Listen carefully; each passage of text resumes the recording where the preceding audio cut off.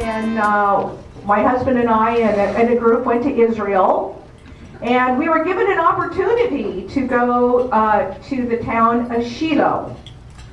Of course, we had to take a bulletproof bus, and I just learned that I'm not supposed to say West Bank, because West Bank is a term that the Palestinians use to try to say that it's not part of Israel. The West Bank is the west bank of the Jordan River. It is part of Israel. It is Judea and Samaria.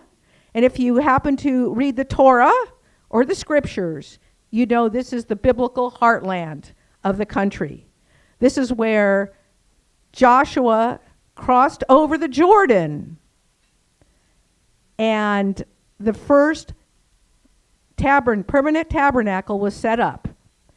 And that is where, if you know the scriptures, where Hannah prayed for a son, and Samuel was born, and Samuel ultimately anointed David as king of Israel. So I'm not going to say anything else other than we are really excited to have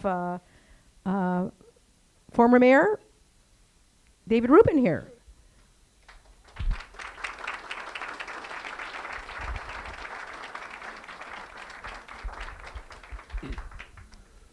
Thank you.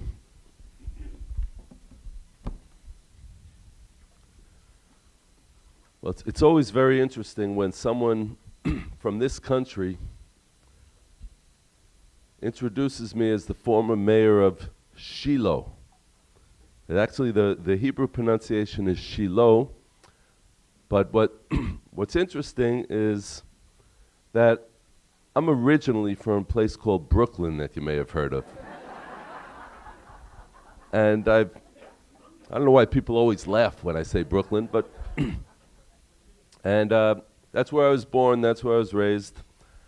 And I've been living in Israel for over 24 years. And there was, I went through a process. It's actually a fascinating story, which we don't have time for today, but I had a process that led me from being an atheist and a liberal Jew from New York to where I am today, living in the heart of the West Bank. And as Jan alluded to, I don't use that word, that expression usually. But let me tell you a little bit about Shiloh, okay? And I know that a lot of times I say Shiloh and people look at me with blank expressions, and then I say, have you ever heard of Shiloh? And they say, Shiloh, yes. Now, and that's usually because even if they don't know their Bible that well, there are 65 cities or towns in the United States called Shiloh. And that doesn't even include schools named Shiloh and parks named Shiloh. There's a Jewish prayer book named Shiloh. There was a Civil War battle named Shiloh. There was a Neil Diamond song named Shiloh. There's even a child of a couple of misguided movie stars called Shiloh. And so this is, to me, this speaks volumes about the biblical foundations of the United States of America. But the original Shiloh is really Shiloh, and that's where I live. So when I moved to Israel, I wanted to be in the biblical heartland, which most of the world knows as the West Bank. And everyone here, just by a show of hands, how many of you have heard of the West Bank? Okay, hands down. And how many of you have read about it in your Bibles? You can put your hands down, you haven't. Okay, it's not mentioned once. It's not mentioned once in any Bible unless the Bible was published by a Muslim. Okay, but the actual terms are Judea, which is the region south of Jerusalem. Samaria, which is the region north of Jerusalem. Shiloh is in the heart of Samaria.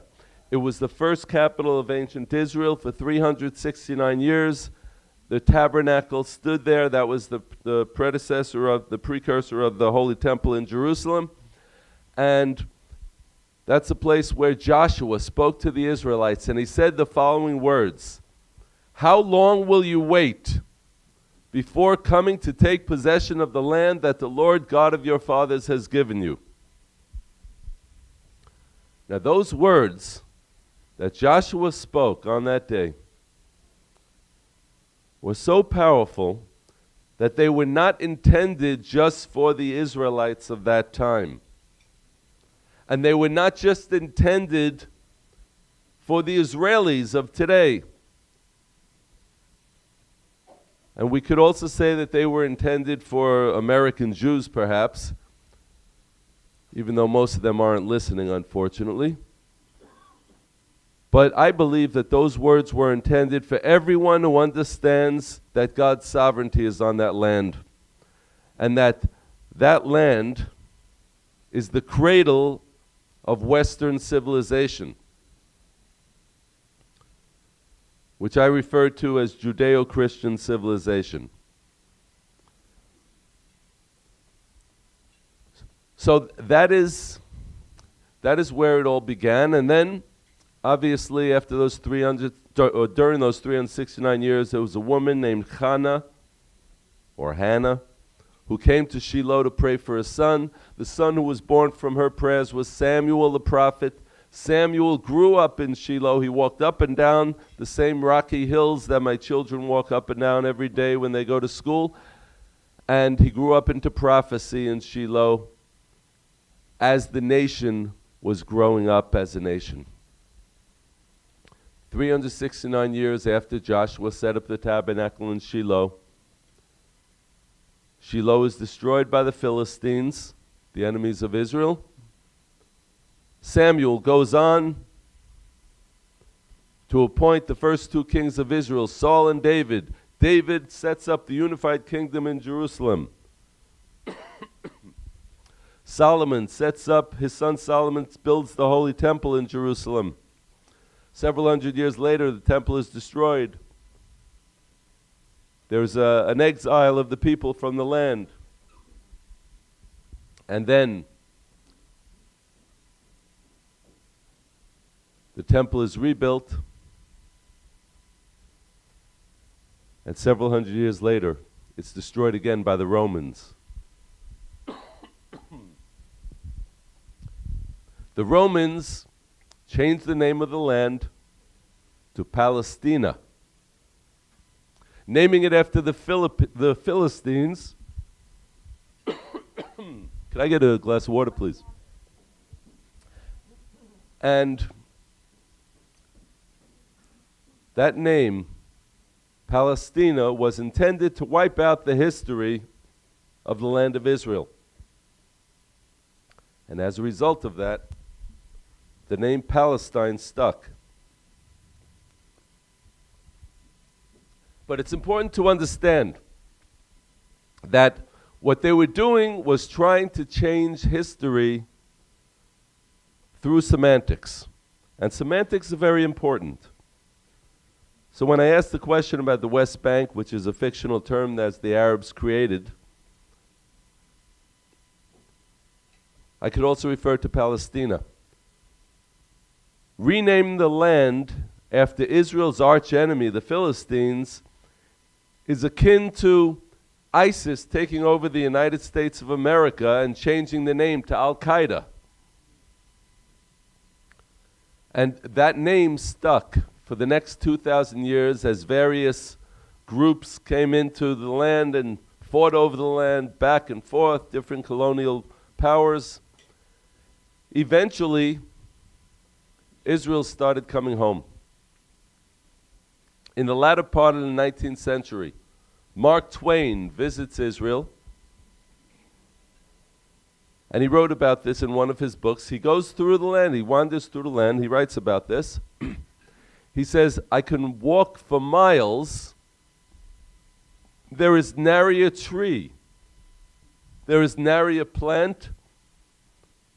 I can walk and walk and walk. This is a decrepit, forsaken land. There is nary a person walking. Well, what do we learn about this? Aside from the fact that Mark Twain liked the word nary, we learn that the land, when Israel is not in the land lays barren. It's written about in prophecy, in all the prophecies. The land lays barren when Israel isn't there. It doesn't give its fruit. And then something interesting happened, though. Also, near the end of the 19th century, the Jewish people start returning to their land. And what happened is that the land started giving of its fruit again. The almond trees and the fig trees and the vineyards, and anyone who's visited Israel knows that yes, it's a desert climate, but everywhere there are vineyards and almond trees and fig trees, and all as written in the prophecies. I always say Israel is the proof of God's existence. Whenever I talk to atheists, which happens from time to time, and they say, show me one proof that God exists. And I say, Israel. Because no nation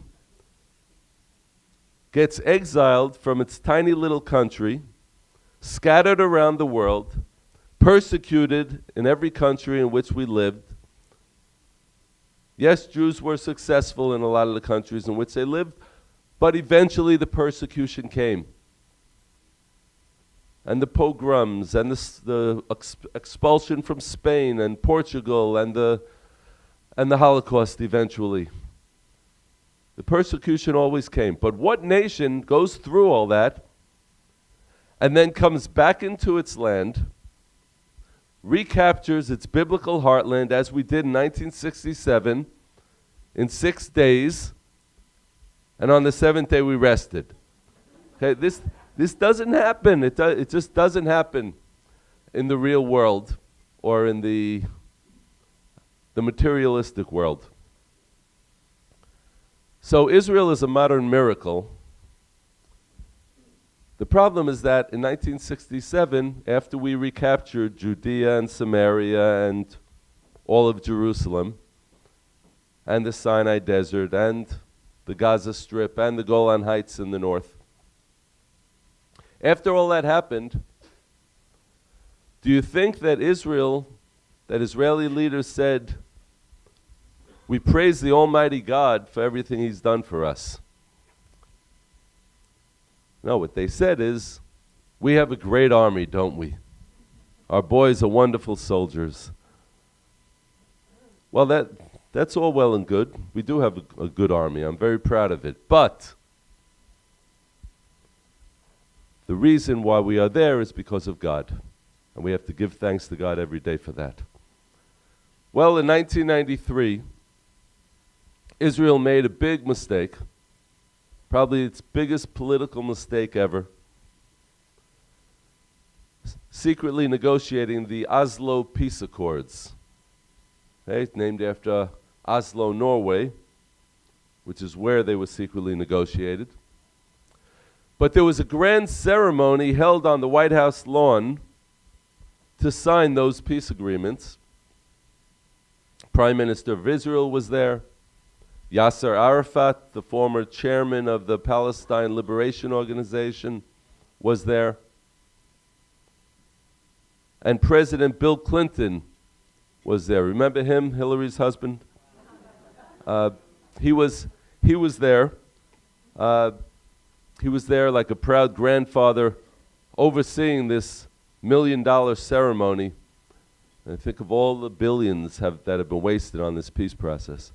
Anyhow, so at that ceremony, the two sides agreed that from here on in, all disagreements between Israel and its so-called Palestinian neighbors were going to be worked out peacefully.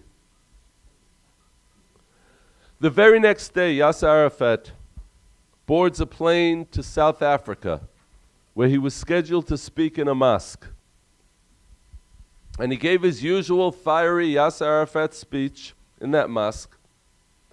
And he says, "With blood and fire, we will liberate you, O Jerusalem. And I call on all of my Muslim brothers and sisters to stand with us as we liberate Jerusalem. Jihad, jihad, jihad."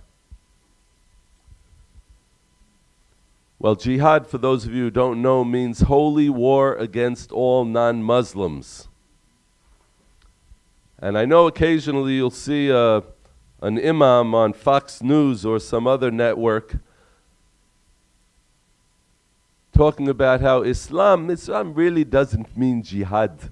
It means internal self-reflection. Right, kind of like indigestion. It literally means holy war against all non-Muslims. And if you look at the context in the Quran, you know that it means holy war against all non-Muslims, who they call the unbelievers or the infidels. Sometimes they're a little bit more specific when they speak in the mosques, and they say, first we're going to get the Saturday people and then the Sunday people. But they know what they're saying. So anyhow, Yasser Arafat flies to New York, where he was scheduled to speak at the UN the very next day. And at that point, word had already gotten out about his speech in the mosque and what he had said. And this was even before the real age of internet. It was only beginning at that time with the internet and emails.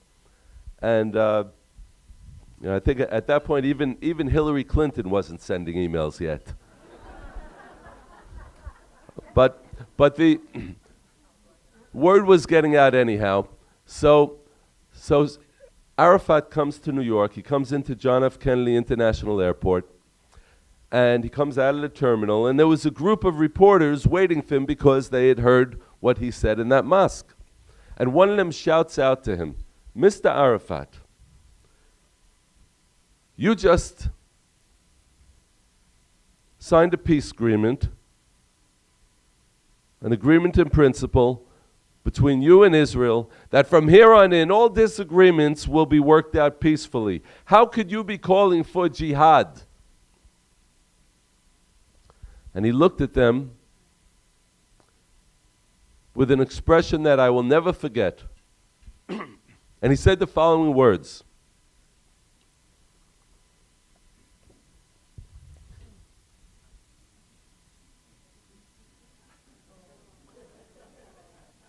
"I will continue my jihad for peace."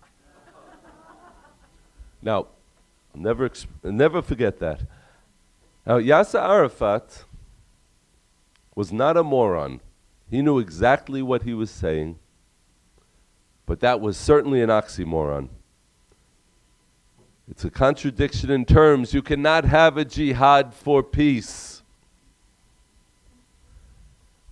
And what he was employing was another important precept that comes right from the core of Islam. By the way, jihad comes from the core of Islam.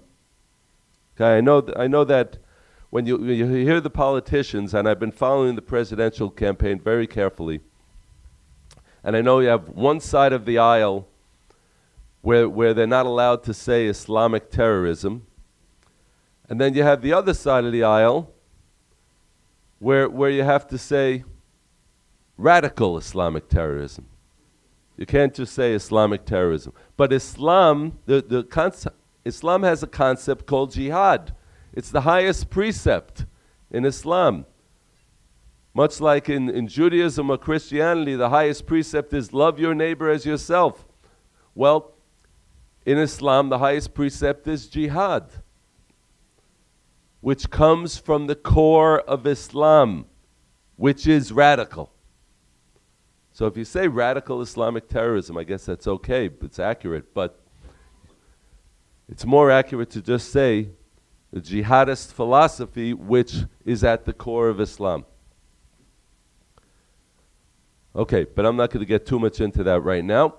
But the other precept that Arafat was using was takia, which means lying or deception to further the cause of Islam. Aside from carrying out holy war against anyone who disagrees with you, which is a religious justification for terrorism, and aside from beating your wife if you're not happy with something she says or does, there is another precept in Islam which says that you're allowed to lie. Now, if you're allowed to lie, you have religious justification for lying in your so-called religion,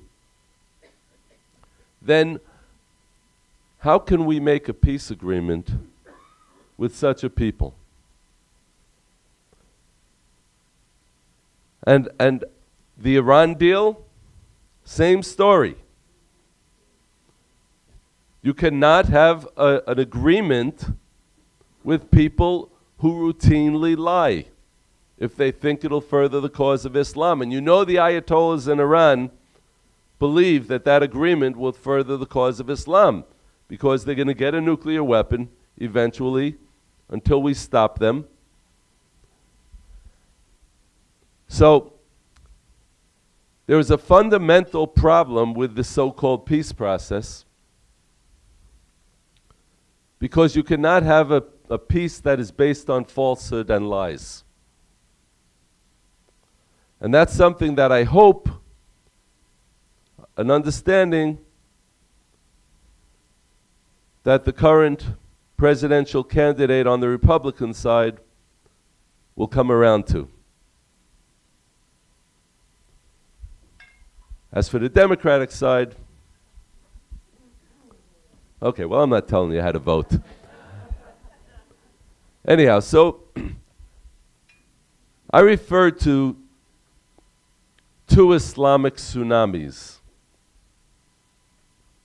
The first Islamic tsunami is the Islamic tsunami of terrorism. And everyone seems to think that the terrorism is the problem.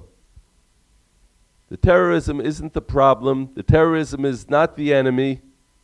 You can't have a war on terrorism. You have a war on an enemy that uses as its methodology terrorism. So, the terrorism is designed to frighten everyone in Western civilization so that you will be afraid to speak out when the second Islamic tsunami becomes clear and apparent. And that is the attempt to change Western civilization, as the Muslim Brotherhood says, to take it over from within through demography, through the educational system, and through the legal process. And I'll talk about that more in a few minutes, but first I'm going to tell you a little bit about the terrorism. Because we in Israel know about the terrorism, not just from the news and not just from the media, but in a very personal way. And especially those of us who live in the biblical heartland of Israel, the so-called West Bank. If you walk out from my house and you walk down to the corner, you come to the very first house. Family with 7 children. We have a lot of children in Israel. We're actually the only part of the world that is outnumbering the Muslim birth rate. So this first house, they had a 16-year-old son who was killed when armed terrorists went into his high school library and started shooting everywhere, leaving that boy and 7 of his classmates on the floor in a pool of blood. The very next house on that street, they had a 17-year-old son who was standing at a bus stop waiting to go take his end-of-year exams. A terrorist with a bomb came and blew himself up and blew up everyone else at the bus stop, including that boy. You continue this walk. The very next house had a 19-year-old granddaughter who was a spokesperson for the Israeli army. Her parents were American immigrants from the United States. She was killed when she was standing at a bus stop waiting to come home one day, and a terrorist with a submachine gun came and started shooting everyone, killing most of the people or wounding most of the people at the bus stop. 3 houses further on that street, we come to another family whose 17-year-old son was killed when he was playing basketball at his high school, just a few miles up the road. He was killed with many others. You go around the corner from that house and you come to a family whose 5-month-old baby was killed when they were coming back. He was coming back with his parents from a visit to the grandparents' house when terrorists on the side of the road throwing rocks at the car, at all the Jewish cars on the road. A rock this big hit the baby in the head, and he died several days later. I only gave you these examples. There are so many others, but I tell you these examples so you understand the intensity of the terrorism that we're talking about. Just 14 years ago, I was coming back from Jerusalem with my 3-year-old son sitting behind me in the baby seat. We're driving home, halfway home. Suddenly there's a massive hail of bullets on the car. The car went completely dead when the bullets hit. And I was coasting down a hill. I felt a bullet crash into my left leg. I later found out that the terrorists they were shooting with AK-47 assault rifles. Blood started pouring out of my left leg. I tried to start the car. I couldn't get it to start. I turned around to my son. I said, my son's name is Rubin, or Ruby we call him. I said, Ruby, are you okay? His eyes were staring straight ahead, wide open. His mouth was wide open. He looked like he was trying to scream or to cry, but no sounds were coming out. I didn't see any blood on him. Admittedly, it was a dark night. But I figured he was just in shock. But blood was pouring out of my leg, and I realized I better get away from there. The terrorists are still shooting. I turned the ignition again. The car didn't start. I turned it again and again, shifting gears, doing whatever I could to get the car to start. It wasn't starting. Then a few seconds later, the car started suddenly, as if it had never had a problem starting before. I hit the gas. I drove 110 miles an hour. The car was shaking the whole time as I was driving to get away from the terrorists and to get to the community up the road where I hoped I could get an ambulance. Well, I pull up to the front gate and I start shouting for an ambulance.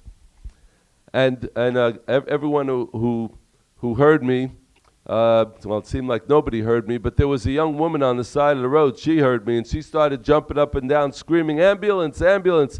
Everyone who was within sound's reach came running over. The gas station attendant from across the street ran up to my car. He ripped off my shirt. He wrapped up my leg to stop the blood flow. He said, "Don't worry, I'm also a paramedic. I know what I'm doing." I spoke to my wife on the phone, and I told her that I'd been shot in the leg. Hopefully an ambulance would soon be coming and that Ruby is okay. And she said, well, I'm glad that Ruby's okay. Hopefully I'll get to the hospital somehow. 30 seconds later, an ambulance pulls up. 2 paramedics leap out of the ambulance. They come running to the car. One of them unbuckles my son from the baby seat. I said, "No, please leave him alone. He's just in shock. He needs to be with his Abba. He needs to be with his dad." He said, "No, sir, I have to take him out." And then he grabs him and he starts running out to the ambulance shouting, "He's also been shot. He's been shot in the head." A bullet had gone into his head right here where the skull meets with the neck. It went through his neck, causing a skull fracture and internal bleeding in the cerebellum. Well, they quickly wrapped his head with bandages, put an oxygen mask on his face, putting both of us on stretchers into the ambulance, and they took us to the hospital in Jerusalem, where they put us in separate emergency rooms. Well, they get to work on both of us, giving us a lot of painkillers and checking things out. After about 20 minutes, the head surgeon comes up to me and he says, David, I just want you to know we're going to have to operate on both of you within the half an hour. It'll be the first of probably several operations. But there's someone here who wants to speak to you. And a man walked up to me who I had never seen before. He says, I'm the public relations director for this hospital. I just want you to know that you are the 1,000th victim of terrorism to be hospitalized in this hospital in the past year and a half. Well, I wasn't quite sure what I was supposed to do with that dubious honor. But he said to me, I'm telling you this because the media is massed outside this emergency room. They want to interview the 1,000th victim of terrorism and photograph you and your son. And I will keep them away, and I'll protect your privacy, if you so wish. I thought for a few minutes. I thought of all the terror victims who we already knew, who we knew personally. And I had this vision in my head of a few of my neighbors who I know would travel every day to Jerusalem to work wearing bulletproof vests and helmets in their private cars. I thought about it for a moment and I said, you know what, you bring them in here, I have what to say to them. It's like all the frustration of the past year and a half of that terrorism had been building up. And I told the story to the media, and I've been telling the story ever since. Not just because of our personal trauma. There are so many families that have suffered far worse, and we know many of them personally. And I tell the story not because of any political message that I have to deliver, even though I do have my opinions, which I'm not shy about. But I tell this story because it's a story of miracles. I was shot in my left leg even though the terrorist was shooting from the right side, which enabled me to drive my automatic car to get to that ambulance. The bullet that went into my son's head and through his neck missed his brainstem by 1 millimeter. Last but not least, on my 5th day in the hospital, I get a call from the car mechanic.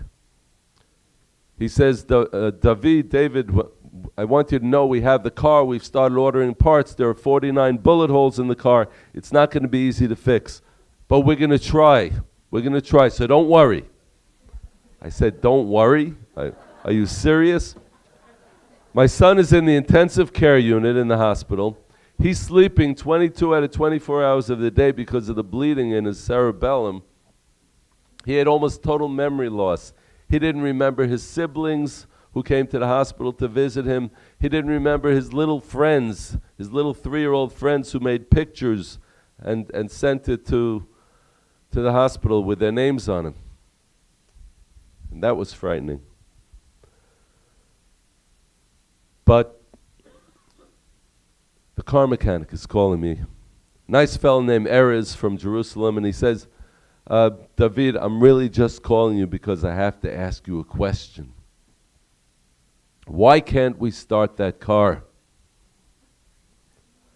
A chill went down my back because I know that the car went dead when the bullets hit, and I absolutely know that the car started suddenly after I tried 5, 6, 7 times as if it had never had a problem starting before. I drove 110 miles an hour to get to the ambulance. Now the car mechanic's telling me the car went dead at that point. They had to have it towed to the police station in Beit El, where the police station was, to file the official report of the terrorist attack. And from there, they had to have it towed because they couldn't get it started. And then the car mechanic's telling me, I don't know why they can't start the car. I have to tell you something. This is a personal confession, and I'm not even a Catholic. I've been a believer in the God of Israel for over 30 years. But up until that very moment, I still had some of that old New York City skepticism when it came to personal miracle stories. But I'm not a skeptic any longer because we were just lifted up on God's wings to get us to that ambulance. And I knew at that moment that God had planted a mission in me. Frankly, I didn't know what it was. And I only started to understand what was intended to come out of this several weeks later when my son came back from the hospital. And he would be walking, screaming in the middle of the night several times that first week. And I, at that point, had graduated to a walker after my 2 operations. And I hobbled over to him, and he would scream even louder, because I reminded him apparently of the terrorist attack. So it became clear to me that my child had been psychologically traumatized from that terrorist attack, aside from the physical damage. 2 weeks later, we're sitting in the living room, and he was still home. He wasn't going back to nursery school yet. And he's sitting in his pajamas, and still had a bandage on the back of his head. He's sitting in the living room, and he's playing in this big toy car that we had. And I hear him suddenly talking to himself. And so I perk my head up, and I hear him, and he picks up a doll, and he looks at me, and he says, "This is the Abba. This is the father. He has a hole in his leg." And then he picked up another doll, and he said, "This is the little baby. He was shot in the neck." At that moment, my eyes filled with tears, because I immediately understood that this was the first time that he had expressed anything having to do with the terrorist attack. But I also understood something much deeper, that this is the way that one heals trauma in children. Through play therapy, through art, through music, through animals. And that's when I decided that I was going to start what would eventually become the Shiloh Israel Children's Fund, for the purpose of healing the trauma of the children of the biblical heartland. So, this is what I've been involved in the past 12 years. And we've built a magnificent therapeutic educational campus, which consists of 2 schools and a therapy center for the formal therapy. But on that campus, we also have informal therapy. We have a petting zoo. We have a music playground. There's a horse farm just up the road from there that does therapeutic horseback riding with the children. And this is how you heal trauma in children. Now, the children all suffer from various levels of trauma. Not just those who were killed or wounded in terrorist attacks or have family members killed or wounded in terrorist attacks, but also those who have friends or neighbors or teachers. There were 2 teachers in these schools, just in these 2 schools alone, who were killed in terrorist attacks. So the trauma is that deep and needs to be healed. So that's the first Islamic tsunami that I was speaking about. And you see the ramifications of it. The second Islamic tsunami is the attempt to take over Western civilization using demography.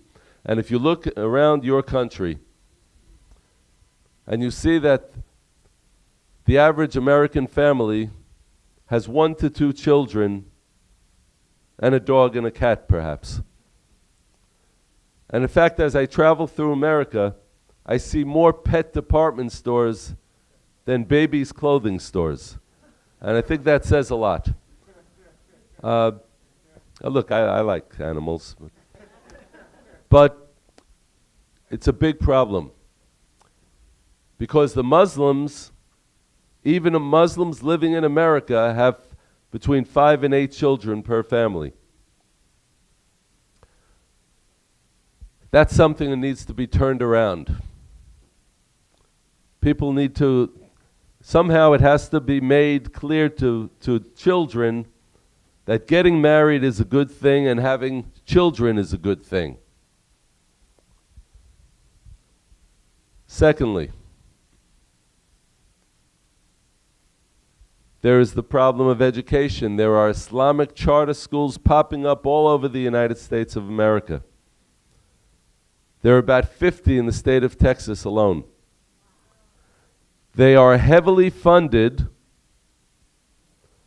by taxpayers, but they are also heavily funded by Islamic ideologues from Turkey and from Saudi Arabia and the other Persian Gulf countries, because they teach the curriculum of jihad. And of course, every college needs to have a chair of Islamic studies, which is also funded by those great friends of America in the Persian Gulf. So how does one stop this Islamic tsunami? Well, there are a few different ways. First of all, I told you one way about having families and children again. A second way is by stopping all Muslim immigration to the United States.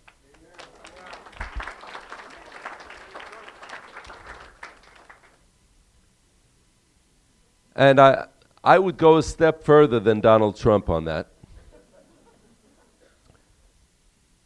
Donald Trump says, stop all Muslim immigration temporarily until we see what's going on. Well, I appreciate his honesty, but we know what's going on. I just told you what's going on. That's what's happening. And that, if you look at Europe, okay, and if I had a conversation with Paul Ryan, I would advise him to look at Europe to see what's going on and why there isn't a problem with calling for a ban on Muslims. And I understand why some Americans feel it's a problem, because America was built on freedom of worship. I know that. I get it. But no country has an obligation to self-destruct. And we're not talking about a religion.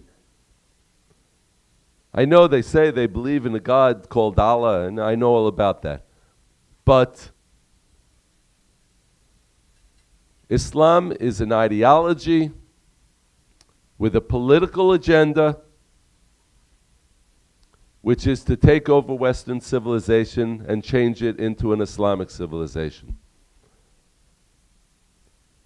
And until people recognize that, then we're going to see Brussels and Paris and Malmö, Sweden, and all these countries that are having serious, serious problems now. It's all going to come here. It already is coming here. That's why serious steps need to be taken now. Okay, so what can be done about stopping that? Well, yes, the immigration. And secondly, there needs to be a constitutional amendment passed or some kind of federal law. I leave that to the jurists to decide that, how it would be done. But it needs to say clearly that Sharia law, that oppressive Islamic law, is contrary to the United States Constitution. Once you do that,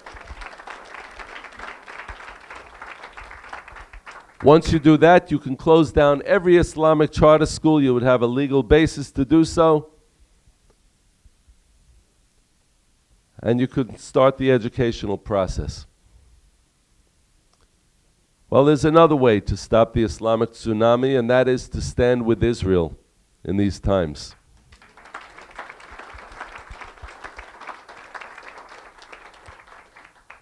And I know I'm going over my time a few minutes, but I need to do so. So, if you take a look at the current president of the United States, you see clearly that he is a product of the far secular left of America and the Islamic ideologues. And all you have to do, not just look at William Ayres and Khalid al-Mansour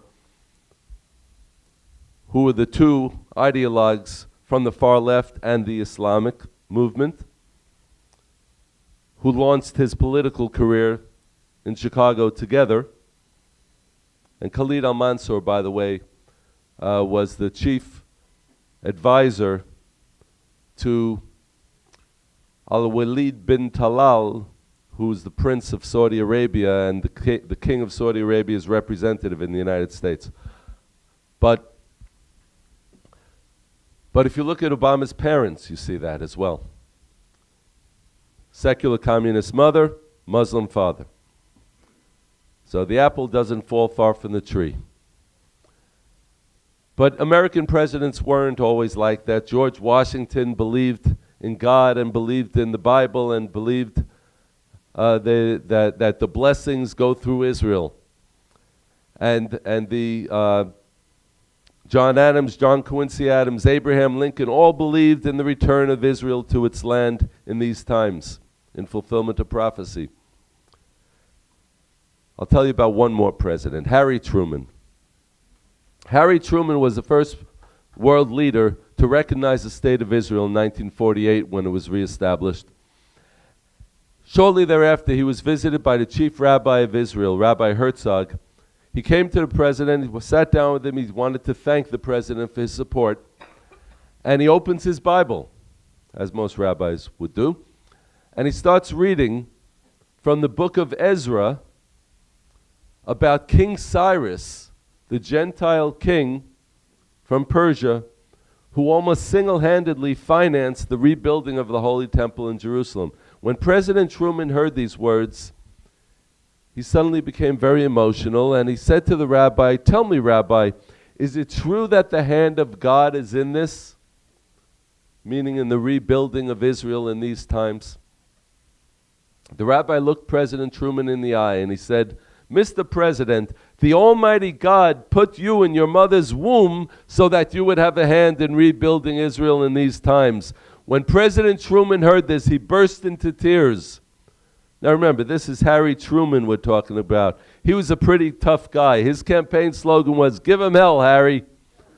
But when it came to Israel, he always became very, very emotional, because Harry Truman was biblically connected, and he understood that that connection has to do with Israel.